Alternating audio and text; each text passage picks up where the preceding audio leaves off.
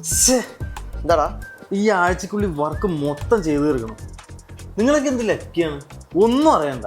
എടാ, ജീവിതം ജീവിച്ച് തീർക്കാനുള്ളതാ. ഞാൻ നാളെ പറ്റി ചിന്തിക്കാറില്ല, ചിന്തിച്ചിട്ടൊരു കാര്യമില്ല.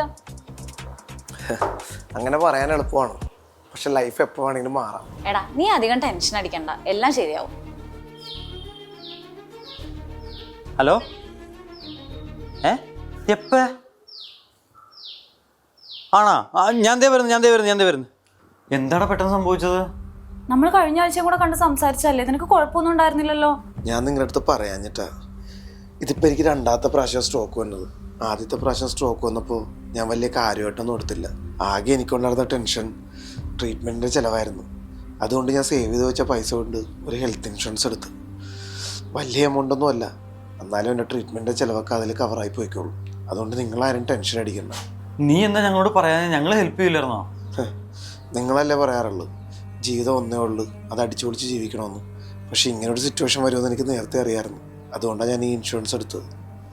ഇങ്ങനെയുള്ള കാര്യങ്ങളൊന്നും ഞാൻ ചിന്തിച്ചിട്ട് പോലും ഇല്ല. നീ പറഞ്ഞത് ശരിയാടാ.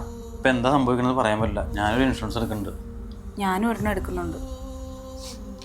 ലൈഫ് ഈസ് അൺപ്രഡിക്റ്റബിൾ, എപ്പോൾ എന്ത് വേണമെങ്കിലും സംഭവിക്കാം. അതുകൊണ്ട് നിങ്ങളൊരു ഹെൽത്ത് ഇൻഷുറൻസ് എടുക്കുന്നത് നല്ലതായിരിക്കും.